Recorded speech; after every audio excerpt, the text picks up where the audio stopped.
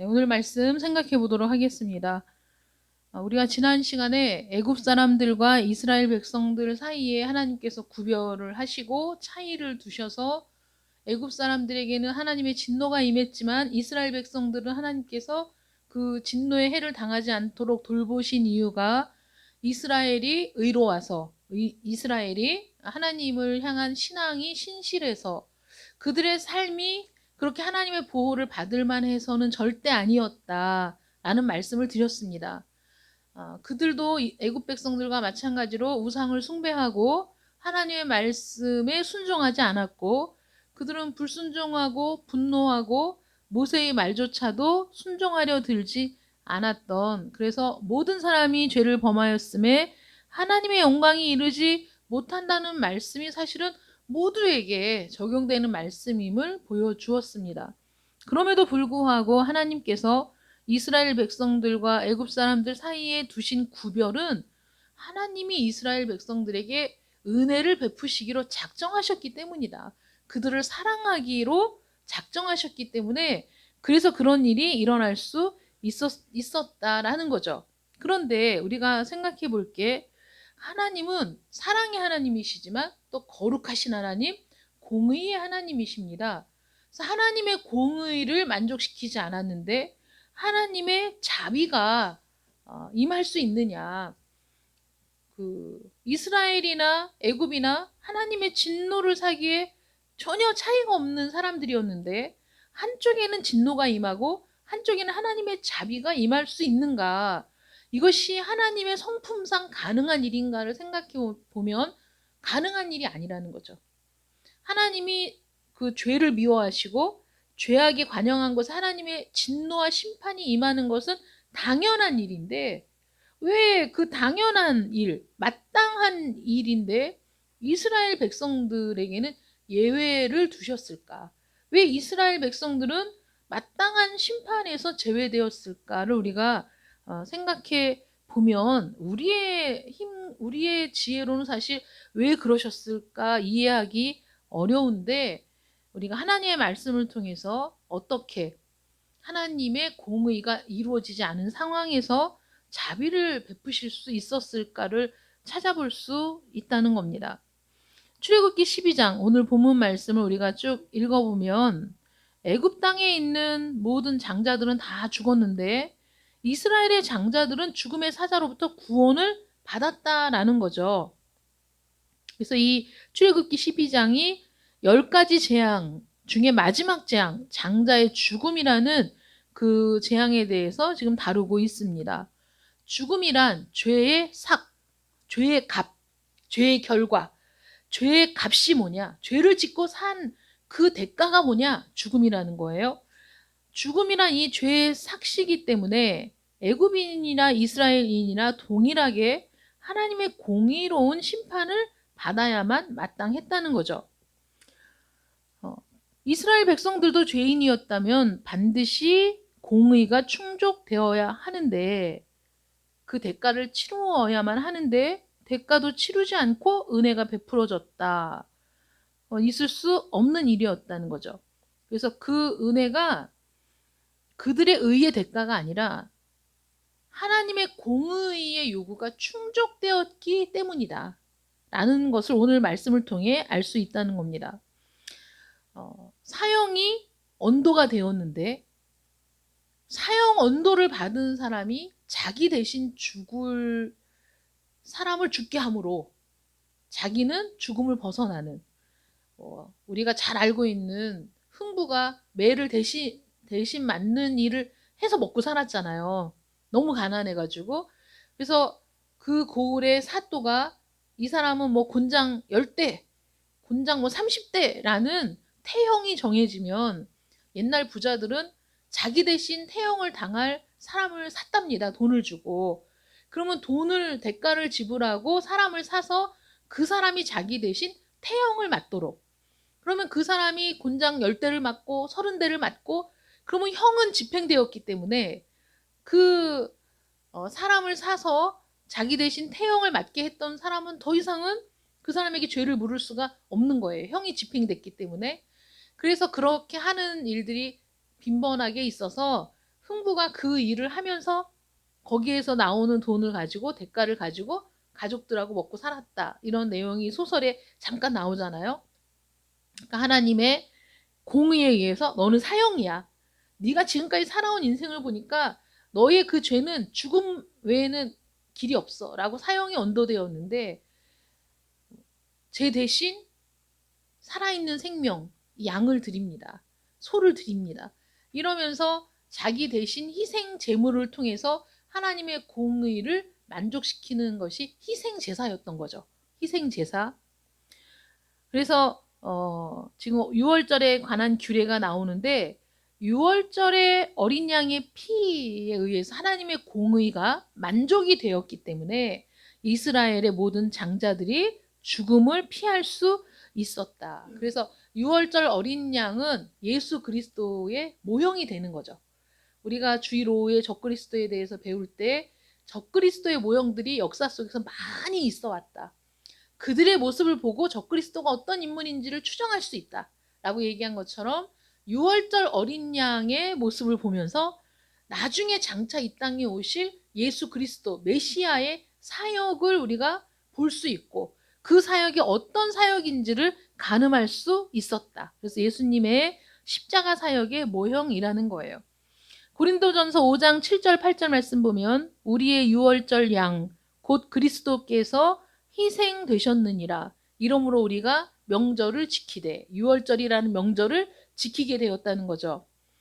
여기에서 우리가 첫 번째 생각할 게 이 6월절은 우리의 6월절이기 전에 여호와의 6월절이었다는 거예요. 하나님께 드려지는 6월절. 하나님의 공의를 먼저 만족시키는 6월절. 그래서 하나님의 영광과 공의가 선포되는 것이 이 6월절이에요. 첫 번째는 그겁니다. 창세기 22장 8절에 보면 아브라함이 그 아들에게 이르기를 번제할 어린 양은 하나님이 자기를 위하여 친히 준비하시리라. 하나님은 친히 준비하셨어요. 아브라함이 번제할 어린 양 없이 번제를 드릴 나무단만 지고 이삭에게 지우고 올라갔을 때 이삭이 물어보잖아요. 아버지 번제할 그 나무단은 다 준비가 됐는데 어린 양은 왜 안 갖고 가십니까? 어린 양은 어디에 있어요? 그랬더니 여호와께서 친히 준비하시리라. 우리 주 예수 그리스도도 여호와께서 친히 준비하신 어린 양이죠. 그래서 그 세례 요한이 예수님이 지나가시는 것을 보고 보라 세상 죄를 지고 가는 누구의 어린 양? 하나님의 어린 양. 하나님이 친히 준비하신 어린 양. 아브라함이 그 상황에서 어떻게 할 수 없는 상황인데 여기에서는 아브라함의 믿음의 고백이 나오죠. 여호와께서 친히 준비하시리라. 친히 준비한 어린 양을 번제로 드리게 되지 않았습니까? 자기를 위해 공의를 충족시키기 위해 그 거룩하심을 드러내시기 위해서 준비되었다. 준비된 어린 양. 예수 그리스도도 준비된 어린 양. 누구도 준비할 수 없어요. 오직 하나님만 준비하실 수 있는 어린 양이었던 거죠. 마찬가지로 매년 해마다 드려지는 대속죄일에 염소를 2마리를 선택하죠.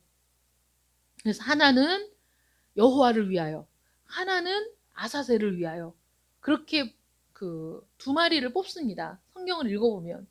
그래서 하나는 여호와를 위하여 선택된 어린 양은 그 죽여서 하나님 앞에 희생 제물로 드리고 아사셀을 위하여라고 선택된 염소는 그 멀리 데리고 나가서 거기에다 풀어놓음으로써 하나님 앞에 희생을 드림으로 우리의 모든 죄악이 그렇게 멀리 우리에게서 떠나갔다는 것을 모든 이스라엘이 다 보고 있는 상황에서 그것을 시각적으로 분명하게 보여주는 거예요. 하나님을 위하여 선택된 그 염소를 하나님 앞에 희생 제물로 드려요. 우리의 죄를 위해서 드리는 겁니다. 우리의 죄를 대속하기 위해. 그래서 하나님의 공의가 충족되었을 때 그 희생된 제물 위에 우리의 모든 죄를 전가해서 대속죄일에 그렇게 염소를 드렸더니 이제 그 또 다른 염소는 그 염소를 끌고 가는 사람이 멀리 가서 사람이 다니지 않는 길에 그 염소를 풀어놓고 오는 거예요.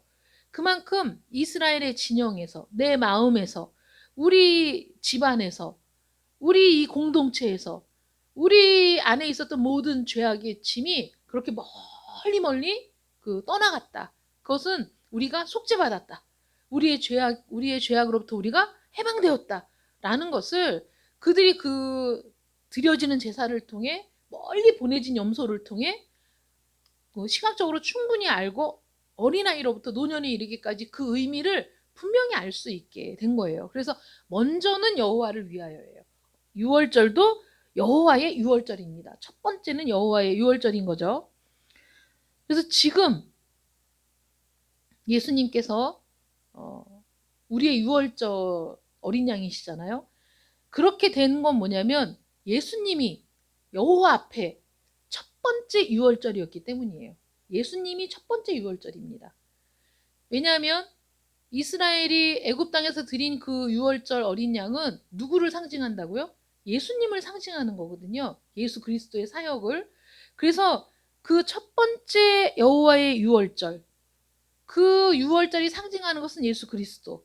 그래서 그것이 훗날 이루어져서 그 유월절의 의미가 정말 선명하고 분명하게 드러났을 때, 그래서 그 모든 일들을 관통해서 하나님께서 그 유월절을 받으시고 그 여호와의 유월절이었기 때문에 그 유월절의 어린 양 대신 예수 그리스도께서 우리에게 동일한 의미의 유월절이 되신다. 우리가 양을 드리지 않아도 그런 의미로 우리가 볼 수 있고, 또 하나는 유월절은 희생 제사였죠. 성경에서 보면 희생 제물과 관련된 그 사상이 있어요. 첫 번째는 희생 제물은 하나님께 드리는 화해의 배상물이에요. 거룩하신 분노를 달래는 겁니다. 죄에 대한 그의 의로우신 증오를 가라앉히는 거예요. 왜냐하면 죄인을 보면 하나님 분노하시거든요. 죄를 너무나 미워하세요. 아주 극도로 미워하시기 때문에 죄로 범벅이 된 인간들이 나올 때 하나님은 차마 그걸 볼 수가 없는 거예요. 하나님은 정결하시고 거룩하신 분이기 때문에 죄악을 참아 보실 수 없어. 죄인을 보기가 어려워요. 그냥 직방으로 진도가 나가는 거예요. 죄인을 보면. 그래서 우리가 희생 제물을 드리는 것은 그의 그 거룩하신 분노를 가라앉히는 거예요. 죄에 대한 의로우신 증오를 가라앉히는 것이고, 또 그 공의의 요구, 죄를 지으면 죽어야 하는, 죄의 삭은 죽음이라는 그 공의를 충족시키는 거예요. 하나님, 잠깐만 참아보세요. 내가 비록 죄인이지만 나를 대신해서 여기 이 생명을 드립니다. 희생을 드립니다. 라고 하나님 앞에 희생 제물을 드릴 때 그의 공의의 요구를, 우리는 죄인이라 죽어 마땅하지만 나 대신에 희생 제물을 드림으로 하나님의 진노가 그 희생 제물에 부어져서 우리에게 그 하나님의 진노가 임하지 않게 하는, 하나님의 공의를 희생 제물로 충족시키는 그런 의미가 있는 거죠. 율법의 요구를 충족시키는 거예요. 율법의 요구가 뭡니까? 죄인은 죽는 겁니다. 죄인은 거기에 합당한 심판을 받는 거예요. 그게 율법이에요.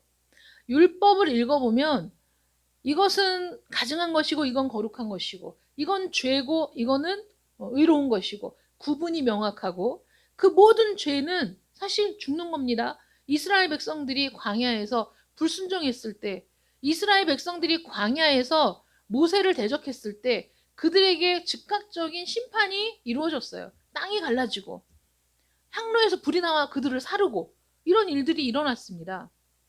그 율법의 요구를 희생 제물이 해결해 주는 거예요.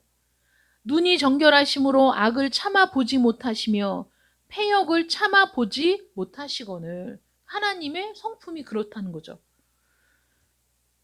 고라의 무리가 반역했을 때 모든 회중이 그 고라와 함께 반역한 무리들이 하는 얘기를 듣고 모세와 아론에게 분노했을 때 여호와께서 모세에게 이렇게 말씀하세요.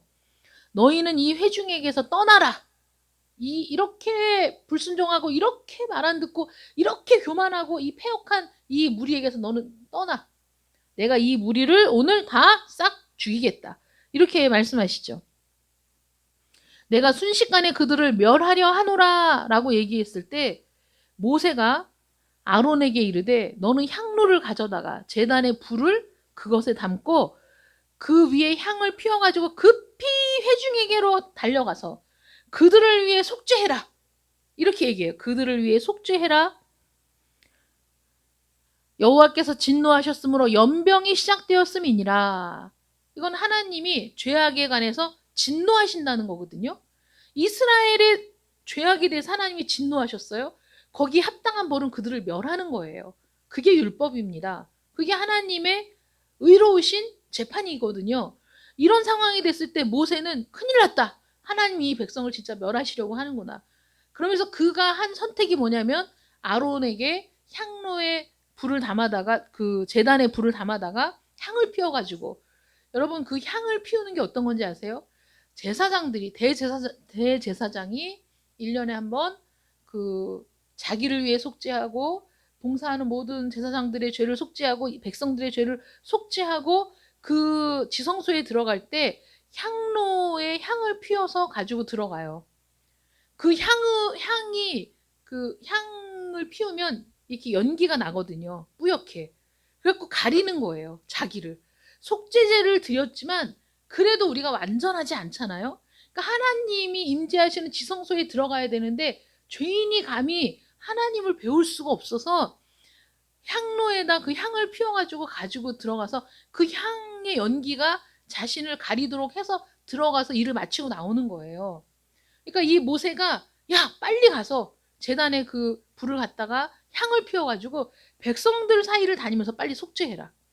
그 여호와의 사자가 이들을 멸하기 전에 그 향을 피워가지고 그 백성들 사이를 다니면서 그들을 위해서 속죄해라. 아론이 급히 가서 그렇게 했을 때 회중에게 달려가니까 이미 백성 중에 연병이 시작되었어요.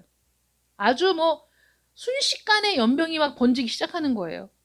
이에 백성을 위해 속죄하고 죽은 자와 산자 사이에 섰을 때 산자를 가리는 거죠.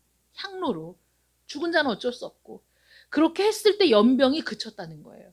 여러분 속죄의 의미가 이겁니다. 기억하세요. 속죄의 의미가 우리는 우리 죄를 씻을 수는 없지만 단 그 순간에 우리의 죄를 가리는 거예요. 희생 제사도 우리의 죄를 가리는 거예요. 그 희생 제물을 드림으로 그 순간에 하나님의 진노에서 피하는 겁니다. 그러니 여러분, 죄인이 하나님 앞에 어떻게 설 수 있겠어요? 죄인이 하나님 앞에 어떤 염치로 설 수 있습니까? 감히 하나님 앞에 설 수가 없어요.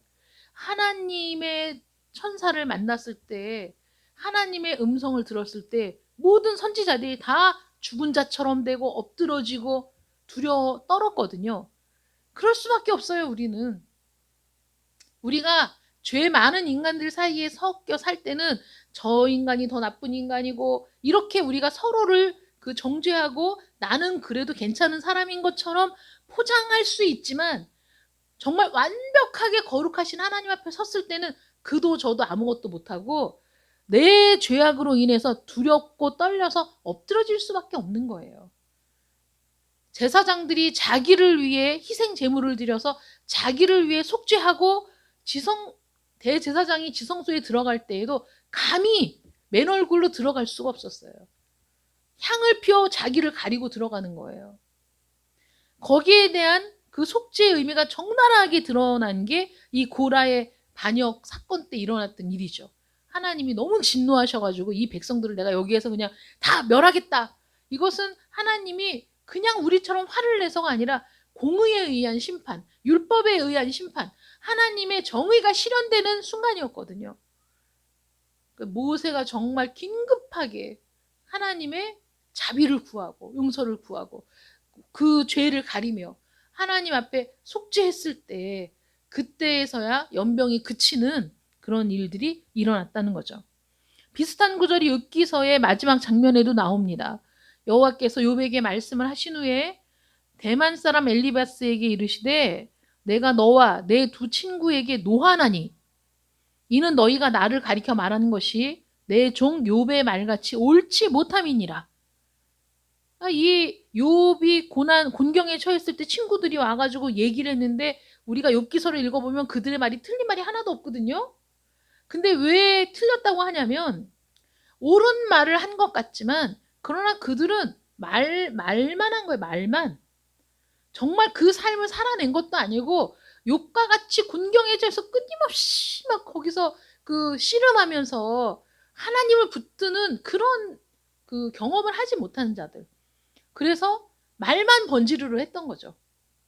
욥을 위로하고 그 고난에 함께 했던 것이 아니라 욥을 정죄했던 거예요. 계속 하나님의 말씀을 들어서 욥을 계속해서 정죄하는 일을 했던 거죠. 그러니까 하나님이 그 모든 것들을 다 보시고 판결을 하시는 거예요. 내 종 욥의 말같이 너희 말은 옳지 않아. 잘못했어, 니네. 그래서 너희는 수소 7과 순양 7을 가지고 내 종 욥에게 가서 너희를 위해 번제를 드려라. 내 종 욥이 너희를 위해 기도할 것인즉 내가 그를 기쁘게 받으리니 너희가 우매한 만큼 너희에게 갚지 아니하리라. 이게 속죄의 의미예요. 내가 잘못했을 때 그 죄는 하나님이 죄인이라고 선언하시고 죽일 수 있어요. 멸하실 수 있어요. 그런데 그 희생 제물을 번제로 하나님 앞에 드리고, 그리고 이 욥이 이들을 위해 기도한다는 건 욥에게 용서를 구하는 거죠. 내가 잘못했다. 내가 교만했다. 내가 너를 정죄하고 판단했다. 용서해 다오.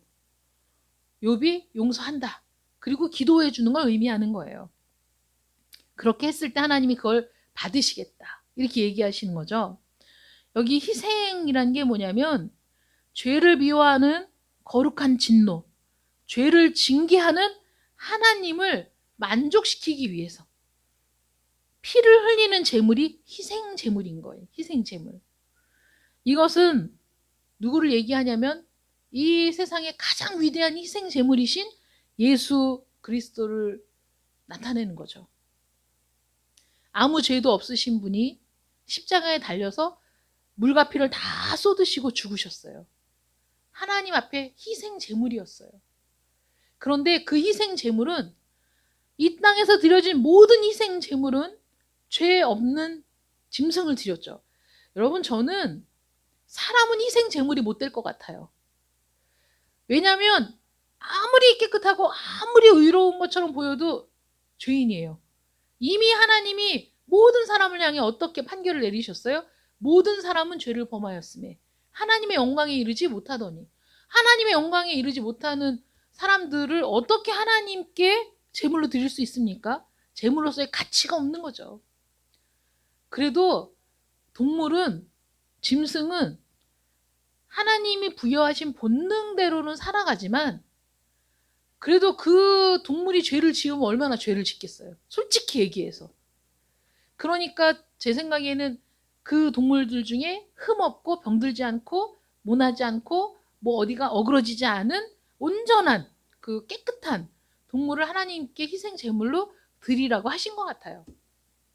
그러므로 이 땅에서 그 누구도 하나님과 우리 사이에 희생 제물이 되어 우리를 중보할 수 있는 어떤 사람도 존재하지 않아요. 그래서 하나님이 친히 준비하셨어요. 왜냐하면 동물의 제사는 그냥 그때로 끝이거든요. 그래서 또 드리고 또 드리고 또 드려야 되는데 완전한 한 제사를 하나님이 준비하신 거예요. 다시는 또 드리고 또 드리고 또 희생을 드리고 그럴 필요 없이 완전한 한 희생의 제사를 하나님은 미리 우리에게 말씀하셨고, 그리고 그걸 친히 준비하셔서 예수님이 이 땅에 오셔서 그 일을 성취하신 거죠. 모든 희생 제사, 모든 희생의 제물은 예수 그리스도를 나타내 보여주시는 거예요. 에베소서 5장 2절 말씀에 그는 우리를 위하여 자신을 버리사 향기로운 제물과 희생 제물로 하나님께 드리셨느니라. 이게 그리스도에 관한 말씀이죠. 향기로운 제물, 희생 제물로 하나님께 자신을 드렸다. 그 누구도 할 수 없는 일을 우리 주님이 하신 거예요. 히브리서 9장 26절에 보면 이제 자기를 단번에 제물로 드려 죄를 없이 하시려고 세상 끝에 나타나셨느니라. 히브리서 10장 12절 말씀, 오직 그리스도는 죄를 위하여 한 영원한 제사를 드리시고 하나님 우편에 앉으사. 로마서 3장 25절 26절에 보면 그리스도께서는 하나님께 화목제물, 즉 적법한 배상이 되셨다는 거예요. 여러분, 화목제물이 뭔지 아세요? 어떤 사람과 어떤 사람이 화목하기 위해서는 그 사람에게 끼친 손해를 적법하게 배상하지 않으면 화해가 이루어질 수 없어요. 그쵸? 이 세상에서 어떤 일로 분쟁이 생겼을 때 거기에 대해서 우리가 갚아야 할 것들을 갚지 않으면 그 사람의 용서를 받을 수 없어요. 적절한 배상이 이루어져야 돼요. 손해를 끼쳤을 때. 그런데 하나님께서 심각한 손해를 입으신 거예요. 우리 때문에. 우리의 죄악 때문에. 우리의 그 배반과 우리의 이 교만 때문에. 그럴 때 하나님과 우리가 화목하기 위해서는 하나님을 만족시킬 무언가가 있어야 되는 거죠. 그래서 그 하나님을 만족시킬 적법한 배상이 예수 그리스도의 죽음이었다는 거죠. 그러므로 요한은 보라 세상 죄를 지고 가는 하나님의 어린 양이로다 라고 말했어요. 이 희생 제물은 이렇게 하나님께 드려지는 그 죄에 대한 보상의 의미, 또 하나님과 화목하게 하기 위한 적법한 배상의 의미, 또 나를 대신해서 하나님께 드려질 희생의 의미가 들어있다면, 또 하나는 하나님께 감사와 찬양을 드리는 거예요. 희생의 두 번째 의미는. 왜냐하면 이거는 먼저 하나님 앞에 드려진 그 하나님의 공의를 만족시키는 하나님께 적법한 배상이 되는 희생을 통해서 그 이후에 이루어질 일에 대해서 감사하는 거예요. 그래서 희생 제물이 꼭 눈물을 흘리고 슬픔만이 아니라 우리의 죄를 고백한 이후에 오는 말할 수 없는 기쁨. 그게 뭔지 아세요? 우리가 하나님께 기도할 때 우리의 모든 죄를 하나님 앞에 토설하고 막 눈물을 흘리며 콧물을 흘리며 우리의 죄악이 가슴 아파 하나님을 마음 아프게 하고 하나님의 그 사랑을 배반하고 그런 것들이 너무 속상하고 괴로워서 하나님 앞에 눈물로 콧물로 막 회개를 하잖아요. 반드시 회개의 기도 뒤에는 말할 수 없는 기쁨이 찾아와요. 이거는 경험해 보지 않으면 몰라요. 그거는 내가 스스로 기뻐서 기쁜 게 아니라 하나님의 용서가 임하고 그리고 하나님의 은혜가 임하고 하나님이 그 회개의 기도를 받으셨다는 그 화답이 나에게 말할 수 없는 기쁨과 희열로 오는 거예요. 천상의 기쁨을 누리는 거예요. 이건 그런 그 회개를 하지 않은 사람은 맛볼 수가 없는 겁니다. 그러므로 희생의 제물이 온전하게 드려졌다면 그 뒤에 따라오는 것은 당연히 찬양과 감사와 기쁨이 될 수밖에 없어요. 내가 하나님 앞에 받아들여졌다는 확신, 나의 모든 죄악이 용서받았다는 확신, 하나님이 나의 모든 죄악을 용서하시고 하나님께서 우리를 붙드시고 잡으셨다는 그 확신이 왔을 때 우리는 너무너무 기쁘고 너무너무 감사할 수밖에 없는 것이죠. 그래서 이 희생의 제사에는 하나님 앞에 드려지는 우리의 회개와 우리의 그 희생과 또 우리 대신 죽어주신 예수 그리스도의 은혜와 공로가 있지만 그렇게 우리가 회개했을 때 우리의 마음속에 말할 수 없는 기쁨과 감사와 찬양과 이런 것들이 충만하게 되어 정말 하나님의 충만한 은혜 속으로 들어가게 되는데 아까도 말씀드렸죠. 유월절 그러면 첫 번째는 여호와의 유월절이었다. 그러면 두 번째는 그 여호와의 유월절은 하나님께 드려졌고 두 번째는 그 여호와의 유월절 그늘로 들어가는 모든 자들에게 그 유월절은 양식이 되는 거예요. 여러분 유월절 어린 양을 잡았잖아요. 식구 수대로. 우리는 6식구인데 양 한 마리 잡으면 너무 많아. 어떡하지? 그럼 이웃집하고 같이. 여기는 뭐 8명이야. 우린 6명. 그러면 한 집 더 식구수 적은 집 하나 더 해가지고 양 한 마리 잡아서 그러면 그 식구가 모여서 유월절 어린 양을 잡아서 그래서 그 피를 각각 그 모여서 함께 양을 잡은 집들의 좌우 임방과 설주에 그 피를 바르고 그리고 그 잡은 양을 어떻게 해요? 먹었잖아요. 먹었어요. 우리 주님이 우리에게 생명의 양식이 되시죠. 우리의 유월절 어린 양이시기도 하지만 그분은 내 살을 먹으라. 내 피를 마셔라. 이렇게 말씀하시잖아요. 예수님은 우리에게 생명의 양식이 되세요. 예수님은 전부를 우리에게 다 주신 거예요. 모든 것을. 그 살과 피까지 우리에게 다 주신 분이시죠. 그래서 그 피 아래로 피하는 자들에게 양식이 되셨다. 애굽에서 유월절과 관련된 의식은 어린 양을 죽인 거죠. 어린 양은 죽임을 당해야만 했어요. 그래서 모든 사람들이 의식을 치렀습니다. 그런데 이 죽음이라는 것이 죄를 범한 사람 아니면 그 죄 없는 대속물 위에 그 죽음은 그날 밤에 다 임했어요.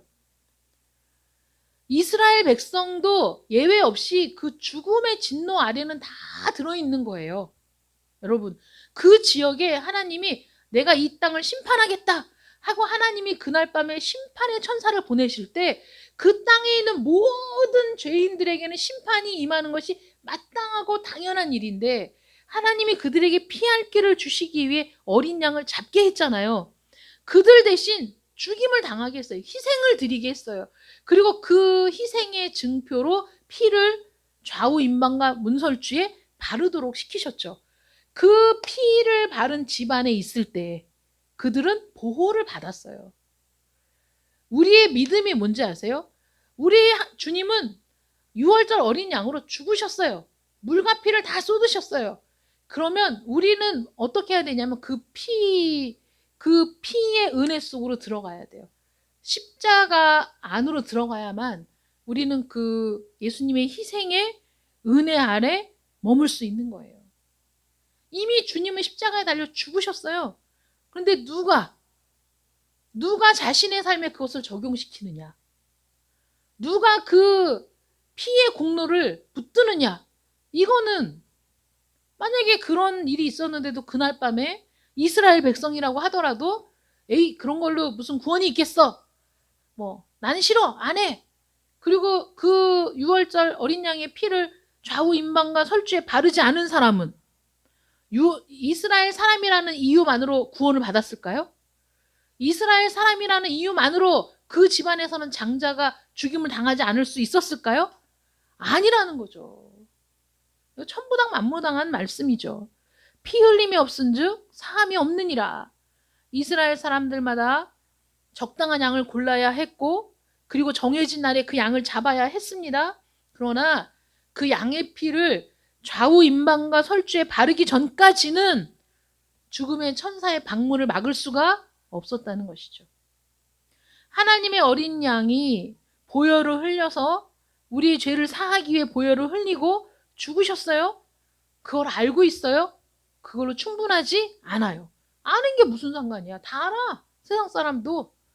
아니 하나님을 안 믿는 사람도 교회 안 다니는 사람도 성탄절에는 카드 주고받고 성탄절에는 선물 주고받고 성탄절이 지내 무슨 축일이라도 되는 것처럼 놀고 하잖아요. 성탄절도 다 알잖아요. 성탄의 의미를 모를 뿐이지. 아는 게 무슨 상관이야. 알고는 있지만 내가 반드시 믿음의 실행이 있어야 돼요. 내가 믿음으로 그걸 받아들여야 돼요.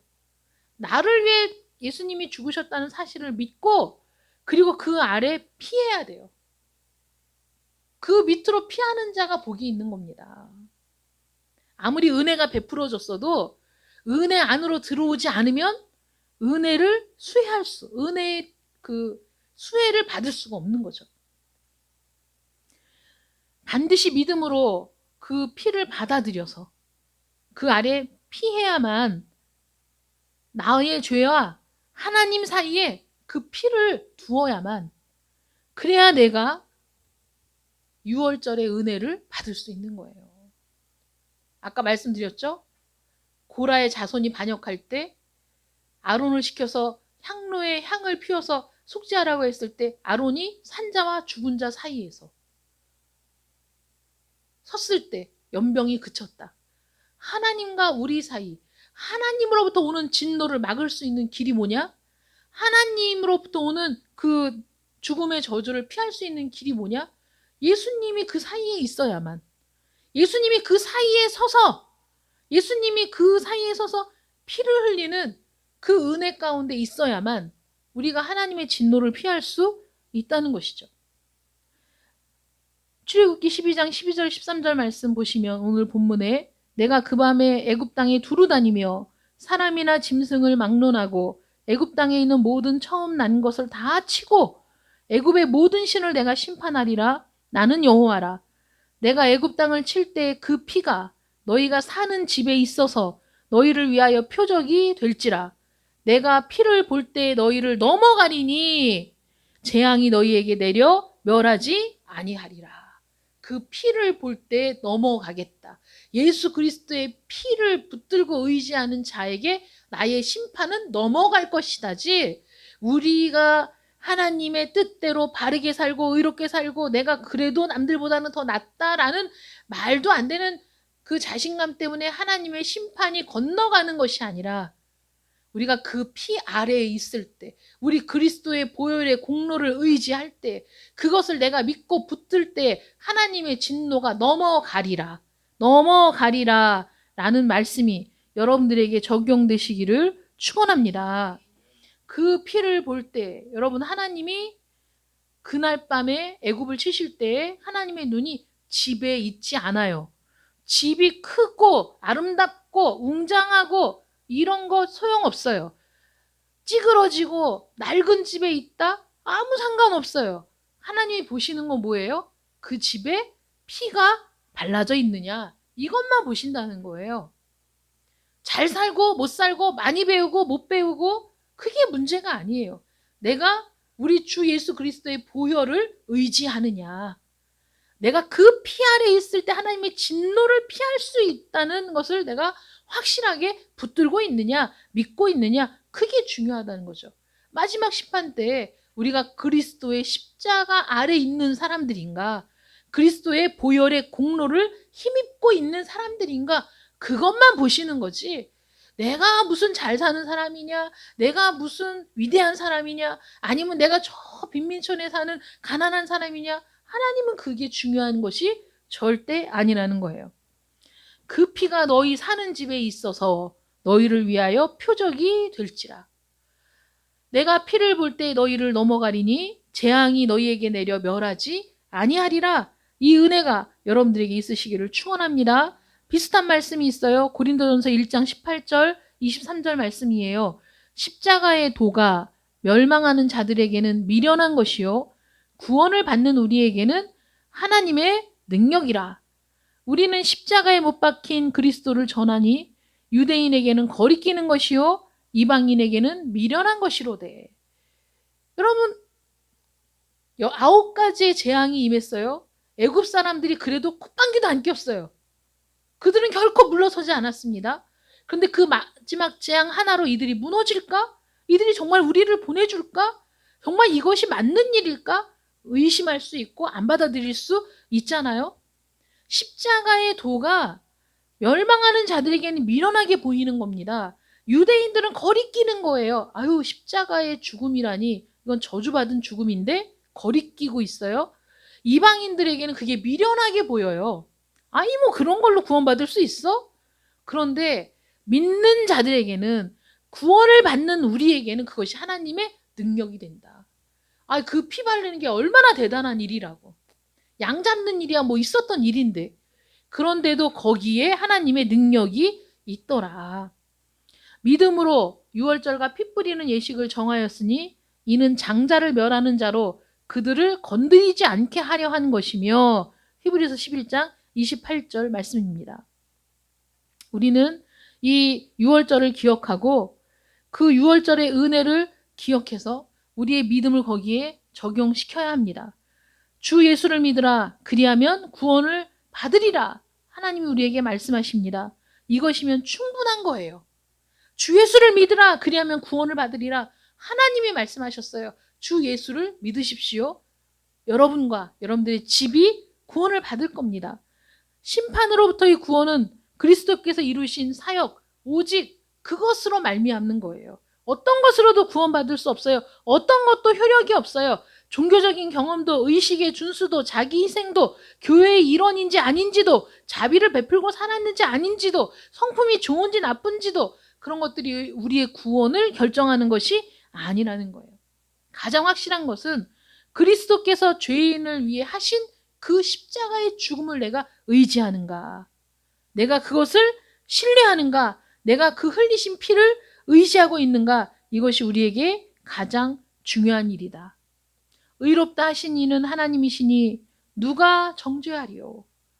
예수 그리스도를 믿는 이들을 의롭다고 하나님이 선언하시니 그걸 가지고 누가 정죄할 수 있겠습니까?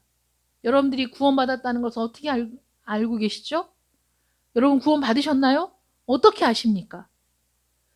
이스라엘의 장자들이 심판의 천사로부터 안전하다는 것을 어떻게 알 수 있습니까?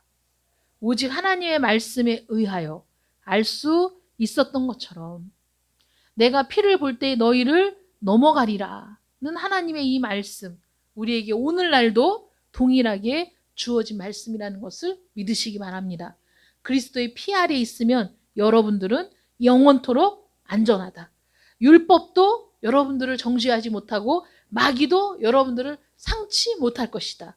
그래서 그리스도의 십자가 아래 그 보혈을 의지하는 참된 믿음의 사람들 되시기를 축원합니다. 기도하겠습니다. 사랑의 하나님 감사합니다. 우리가 무엇이 간데 우리를 이토록 긍휼히 여기시고 사랑하시는지, 하나님의 그 사랑이 우리를 붙드시고 하나님의 그 영원한 사랑이 우리를 구원의 길로 인도하심을 믿고 감사드립니다. 그 집에 좌우 임방과 설주에 피가 발라져 있을 때 하나님은 그 피를 보고 넘어가겠다 말씀하십니다. 6월의 은혜가 임하는 겁니다. 우리의 모든 죄악에도 불구하고 그리스도의 십자가를 붙드는 이들에게 하나님께서는 우리의 죄악에도 불구하고 우리에게 심판을 내리지 않으시는 6월의 은혜를 베푸실 줄 믿습니다. 6월절 어린 양이신 예수 그리스도를 의지하며 그분의 은혜를 붙들고 그 보혈의 공로를 의지하며 살아가는 저희들 되게 하여 주시옵소서. 예수님의 이름으로 기도드립니다. 아멘.